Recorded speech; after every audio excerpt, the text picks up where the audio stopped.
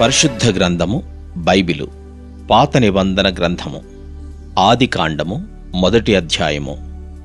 ఆదియందు దేవుడు భూమి ఆకాశములను సృజించెను. భూమి నిరాకారముగాను శూన్యముగాను ఉండెను. చీకటి అగాధ జలము పైన కమ్మియుండెను. దేవుని ఆత్మ జలములపైన అల్లాడుచుండెను. దేవుడు వెలుగు కమ్మని పలుకగా వెలుగు కలిగెను. వెలుగు మంచిదైనట్టు దేవుడు చూచెను. దేవుడు వెలుగును చీకటిని వేరుపరచెను. దేవుడు వెలుగునకు పగలనియు చీకటికి రాత్రి అనియు పేరు పెట్టెను. అస్తమయమును ఉదయమును కలుగగా ఒక దినమాయెను. మరియు దేవుడు జలముల మధ్య నొక విశాలము కలిగి ఆ జలములను ఈ జలములను వేరుపరచునుగాకని పలికెను. దేవుడు ఆ విశాలము చేసి విశాలము క్రింది జలములను విశాలము మీది జలములను వేరుపరపగా ఆ ప్రకారమాయెను. దేవుడు ఆ విశాలమునకు ఆకాశమని పేరు పెట్టెను. అస్తమయమును ఉదయమును కలుగగా 2వ దినమాయెను. దేవుడు ఆకాశము క్రిందనున్న జలములొకచోటనే కూర్చబడి ఆరిన నేల కనబడునుగాకని పలుకగా ఆ ప్రకారమాయెను. దేవుడు ఆరిన నేలకు భూమి అని పేరు పెట్టెను. జలరాశికి ఆయన సముద్రములని పేరు పెట్టెను. అది మంచిదని దేవుడు చూచెను. దేవుడు గడ్డిని విత్తనములిచ్చు చెట్లను భూమి మీద తమ తమ జాతి ప్రకారము తమలో విత్తనములు గల ఫలమిచ్చు ఫలవృక్షములను భూమి మలుపించుగాకని పలుకగా ఆ ప్రకారం ఆయను. భూమి గడ్డిని తమ తమ జాతి ప్రకారము విత్తనములిచ్చు చెట్లను తమ తమ జాతి ప్రకారము తమలో విత్తనములు గల ఫలవృక్షములను మొలిపింపగా అది మంచిదని దేవుడు చూచెను. అస్తమయమును ఉదయమును కలుగగా 3వ దినమాయెను.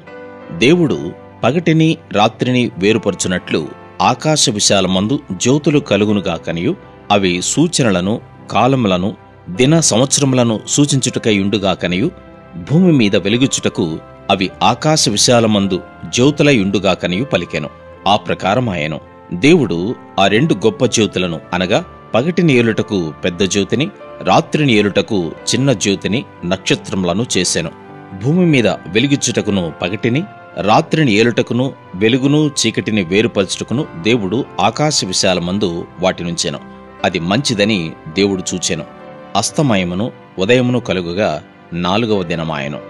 దేవుడు జీవము కలిగి చలించు వాటిని జలములు సమృద్ధిగా పుట్టించునుగాకనియు పక్షులు భూమిపైని ఆకాశ విశాలములో ఎగురునుగాకనియు పలికెను.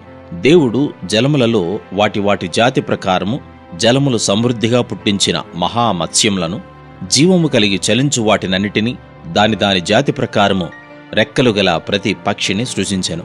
అది మంచిదని దేవుడు చూచెను.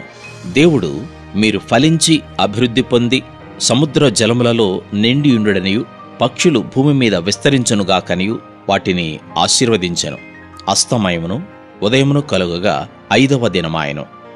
దేవుడు వాటి వాటి జాతి ప్రకారము జీవము గల వాటిని అనగా వాటి వాటి జాతి ప్రకారము పశువులను పురుగులను అడవి జంతువులను భూమి పుట్టించుగాకని పలికెను. ఆ ప్రకారమాయెను.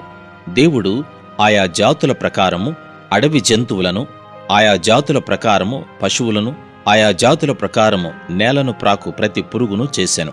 అది మంచిదని దేవుడు చూచెను. దేవుడు మన స్వరూపమందు మన పోలిక చొప్పున నరులను చేయుదము. వారు సముద్రపు చేపలను ఆకాశ పక్షులను పశువులను సమస్త భూమిని భూమి మీద ప్రాకు ప్రతి జంతువును ఏలుదురుగాకనియు పలికెను. దేవుడు తన స్వరూపమందు నరుని సృజించెను. దేవుని స్వరూపమందు వారిని సృజించెను. స్త్రీనిగాను పురుషునిగాను వారిని సృజించెను.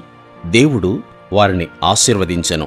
ఎట్లనగా మీరు ఫలించి అభివృద్ధి పొంది విస్తరించి భూమిని నిండించి దానిని లోపరుచుకొనడి.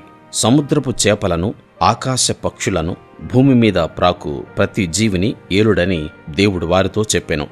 దేవుడు ఇదిగో భూమి మీదనున్న విత్తనములిచ్చు ప్రతి చెట్టును విత్తనములిచ్చు వృక్ష ఫలము గల ప్రతి వృక్షమును మీకిచ్చియున్నాను.